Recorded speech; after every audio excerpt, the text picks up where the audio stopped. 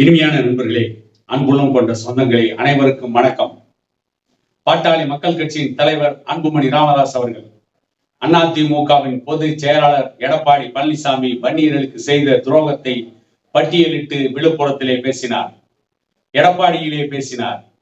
அவற்றிற்கெல்லாம் சரியான விளக்கம் கொடுக்க முடியாத, பதில் சொல்ல முடியாத எடப்பாடி பழனிசாமி கடைசி நேரத்தில் வன்னியர்களுக்கு 10.5% இடஒதுக்கீட்டை கொடுத்து வன்னியர்களை எடப்பாடி பழனிசாமி ஏமாற்றி தெருவிலே விட்டார்.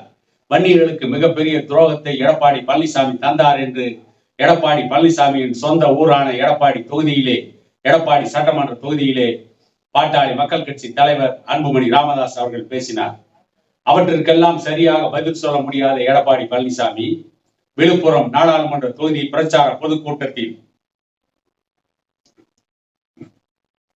அன்புமணி ராமதாஸுக்கு அதிமுக தான் மாநிலங்களவை உறுப்பினர் பிச்சை போட்டோம், அந்த பதவியில் அவர் இருக்கலாமா என்று அநாகரிகமாக பேசியிருக்கிறார். எடப்பாடி பழனிசாமி முதலமைச்சராக 3 ஆண்டுகள் நீடித்ததற்கு பாட்டாளி மக்கள் கட்சி தான் காரணம். டாக்டர் ஐயாவும் அன்புமணி ராமதாசும் இல்லை என்றால் எடப்பாடி பழனிசாமி எப்பொழுதோ முதலமைச்சர் பதவியை இழந்து மூலியாகி இருப்பார் என்று உலகத்திற்கே தெரியும், தமிழ்நாட்டிற்கே நன்றாக தெரியும். ஆனால் அதையெல்லாம் மறைப்பதற்காக திட்டமிட்டு பாட்டாளி மக்கள் கட்சி தலைவர் அன்புமணி ராமதாஸ் அவர்கள் மீது பழி போடுகிறார். பாட்டாளி மக்கள் கட்சியை எதிர்க்கின்றதிலே காட்டுகின்ற ஆர்வம், பாட்டாளி மக்கள் கட்சியை எதிர்ப்பதிலே காட்டுகின்ற மகிழ்ச்சி, இதே எடப்பாடி பழனிசாமி திமுகவை எதிர்த்து ஏன் பேசவில்லை?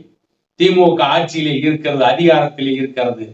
திமுகவை எதிர்த்து கடுமையாக பேசினால் தேர்தல் முடிந்ததற்கு பிறகு திமுக பல வழக்குகளை போடும், நீதிமன்றத்திற்கு செல்ல வேண்டி இருக்கும், வழக்கில் சிறைச்சாலைக்கு செல்ல வேண்டி இருக்கும். ஏற்கனவே ஜெயலலிதாவின் மீது வழக்கு போட்டு ஜெயலலிதா சிறைக்கு சென்றதும், அந்த வழக்கில் பலமுறை ஜெயலலிதாவுக்கு எதிராக தீர்ப்பு வந்ததும், அந்த தீர்ப்பின் அடிப்படையில் ஜெயலலிதா பரப்பன அகரகார சிறையில் அடைக்கப்பட்டதும் இந்த நாடு பார்த்திருக்கிறது. அப்படிப்பட்ட ஒரு நிலைமை தனக்கு வந்துவிடக் கூடாது என்பதற்காக திமுகவோடு ரகசிய ஒப்பந்தத்தை செய்து கொண்ட எடப்பாடி பழனிசாமி பாட்டாளி மக்கள் கட்சியின் மீது வரைமுறை இல்லாமல் வசைபாடுகிறார்.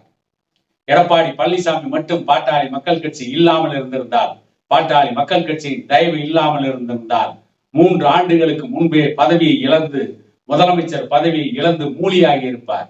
அந்த உண்மை தெரிந்தும் இன்றைக்கு திட்டமிட்டு தன்னை ஏதோ ஒரு பெரிய அரசியல் தலைவராக காட்டி கொள்ள வேண்டும் என்பதற்காக பாட்டாளி மக்கள் கட்சியின் தலைவர் அன்புமணி ராமதாஸ் மீது வசைபாடி இருக்கிறார். கடந்த 2021ஆம் ஆண்டு நடைபெற்ற சட்டமன்ற தேர்தலில் பாட்டாளி மக்கள் கட்சி தயவால், வன்னியர் சமூகத்தின் தயவால் தான் எடப்பாடி தொகுதியிலே எடப்பாடி பழனிசாமி 95,000 வாக்குகள் வித்தியாசத்திலே வெற்றி பெற முடிந்தது. பாட்டாளி மக்கள் கட்சி மட்டும் இல்லை என்றால் எடப்பாடி தொகுதியிலே எடப்பாடி பழனிசாமி தோற்று போயிருப்பார். எடப்பாடி பழனிசாமிக்கு எதிர்கட்சி தலைவராக இருப்பதற்கு அந்த சட்டமன்ற உறுப்பினர் பதவியை பிச்சை போட்டதே பாட்டாளி மக்கள் கட்சி தான். அதை மறந்துவிட்டு எடப்பாடி பழனிசாமி பேசிக் கொண்டிருக்கிறார்.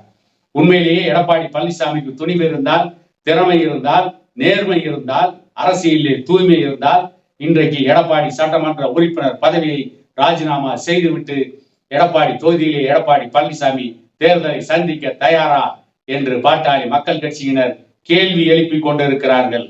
அந்த கேள்விக்கு பதில் சொல்ல முடியாமல் எடப்பாடி பழனிசாமி தடுமாறி கொண்டிருக்கிறார்.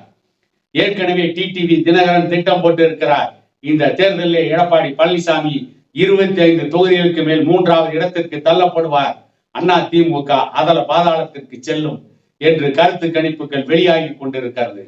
ஆகவே அந்த பயத்தில், அந்த பீதியில் எடப்பாடி பழனிசாமி பாமகவை வசைபாடுகிறார். பாட்டாளி மக்கள் கட்சி மட்டும் அதிமுகவோடு கூட்டணி வைத்திருந்தால் பாட்டாளி மக்கள் கட்சியின் தயவில் மீண்டும் தன்னை தலைவராக காட்டிக் கொள்வதற்கு, தன்னை ஒரு அரசியல் சக்தியாக காட்டிக் கொள்வதற்கு எடப்பாடி பழனிசாமிக்கு வாய்ப்பு இருந்திருக்கும். அந்த வாய்ப்பு கிடைக்காமல் போன விரக்தியில், வேதனையில், ஆதங்கத்தில், வெறுப்பில் பாட்டாளி மக்கள் கட்சியின் மீது புழுதி வாரி தூற்றிக் கொண்டிருக்கிறார். 25 தொகுதிகளில் பாட்டாளி மக்கள் கட்சி தயவில்லாமல் போனதால் அதிமுக 3வது இடத்திற்கு போகும். அப்படி 3வது இடத்திற்கு அதிமுக செல்கின்ற பொழுது டிடிவி தினகரன் எடப்பாடி பழனிசாமி தலைமையிலான அதிமுகவை கபடீகரம் செய்து விடுவார், அதிமுகவை கைப்பற்றி விடுவார், அவரோடு ஓபிஎஸ் கைகோர்த்து விடுவார், அவரோடு சசிகலா சேர்ந்து விடுவார். எடப்பாடி பழனிசாமி அரசியல் அனாதையாகி ஆக்கப்பட்டு விடுவார். எடப்பாடி பழனிசாமி அரசியல் அகதியாக்கப்பட்டு விடுவார். கடந்த 3 ஆண்டுகள் முதலமைச்சராக இருந்த பொழுது பாரதிய ஜனதா கட்சியின் தயவு இருந்தது. மத்தியில் ஆள்கின்ற நரேந்திர மோடியின் கடைக்கன் ஜாடை எடப்பாடி பழனிசாமிக்கு சாதகமாக இருந்தது.